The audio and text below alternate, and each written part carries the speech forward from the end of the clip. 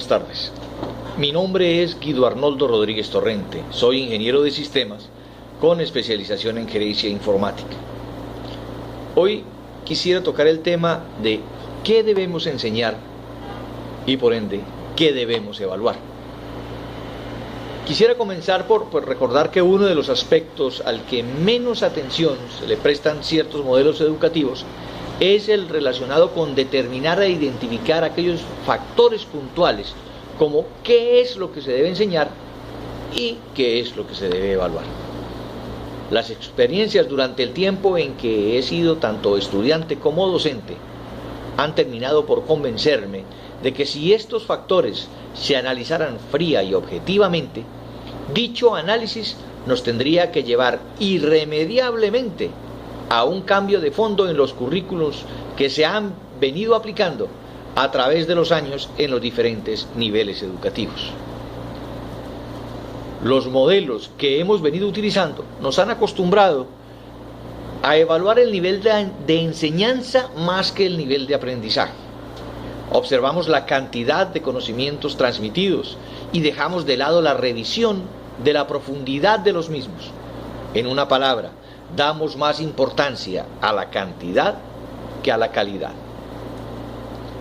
Para nadie es un secreto que los modelos evaluativos heredados de generaciones anteriores presentan grandes falencias y han traído como consecuencia que el alumno aspire solo a obtener un determinado valor numérico que le permita aprobar cada asignatura, pero dejando en un segundo plano la necesidad de apropiarse del conocimiento de una manera adecuada, y no solo por salir del obstáculo que supone tener que alcanzar una cierta calificación numérica.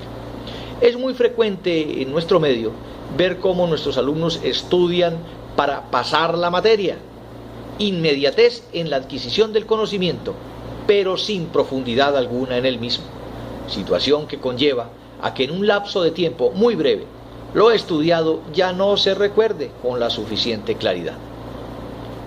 En casos muy puntuales, como en el aprendizaje de las matemáticas, por ejemplo, encontramos no pocas veces que si bien el estudiante aprende la mecánica del desarrollo de las operaciones, presenta grandes vacíos a la hora de analizar el cómo y el cuándo debe aplicarlas, convirtiendo ese aprendizaje previo, el cual con casi total seguridad fue evaluado con una calificación positiva, en un proceso frío y para nada práctico, al no estar en capacidad de articular su utilización en la solución de problemas.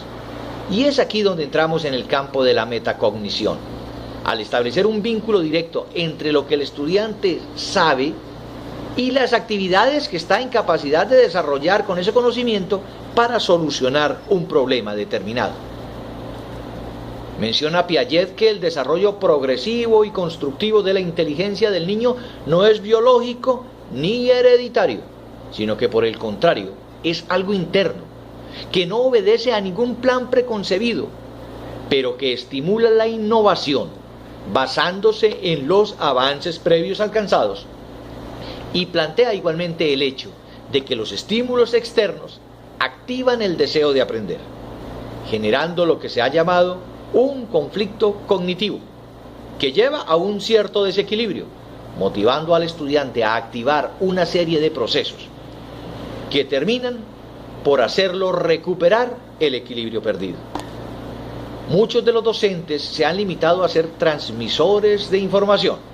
Mea culpa. Nos hemos limitado en muchos casos a ser transmisores de información, convirtiendo a sus estudiantes en meros receptáculos de datos, fechas, conceptos, mecánicas de desarrollo, etc., pero incapaces de ayudar a construir el conocimiento e incapaces de entender lo que el sistema en realidad requiere de ellos.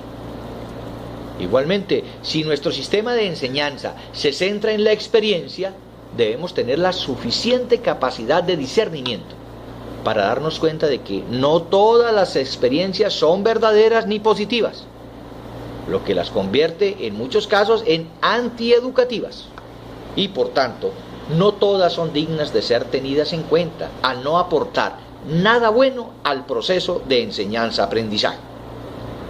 Es por lo anterior que se puede asegurar que el problema de una educación basada en la experiencia es tener o no tener la capacidad de seleccionar aquel género de experiencias presentes que vivan fructífera y creadoramente en las experiencias siguientes.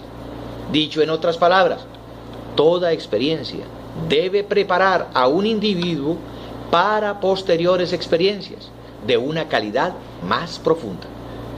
Esto se puede traducir como el verdadero sentido del crecimiento conlleva una continuidad y una reconstrucción de la experiencia.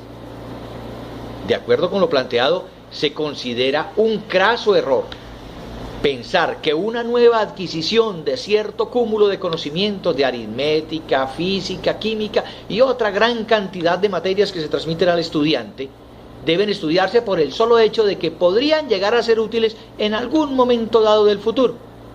Se debe fomentar en el estudiante su deseo de apropiarse del conocimiento porque es importante hoy, en este momento, en su presente, y no dejar la sensación de duda de si llegará a importar o no en un futuro incierto.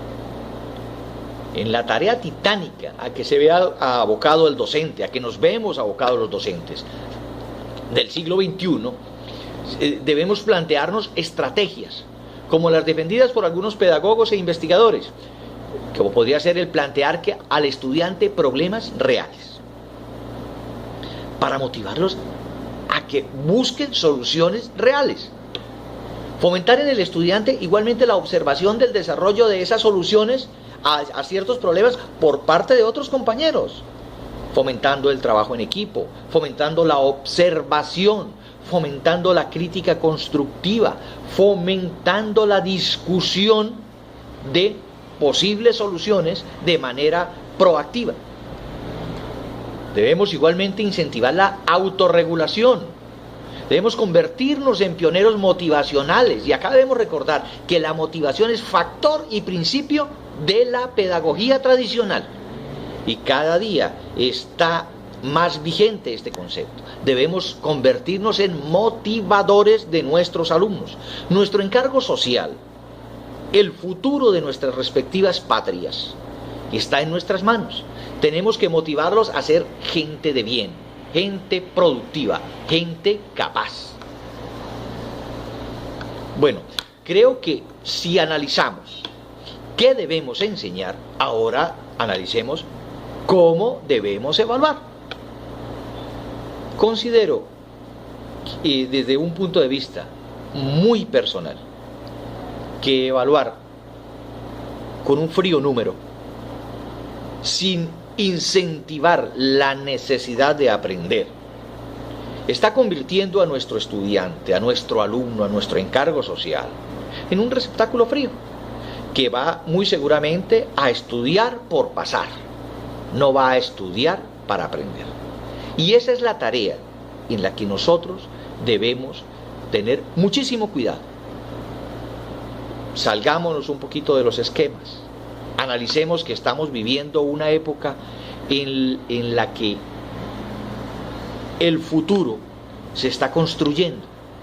Entonces, cuando evaluemos, seamos conscientes de que la tarea que tenemos no se debe limitar a colocar el número. Miremos qué aspectos vamos a tener en cuenta en cada caso particular.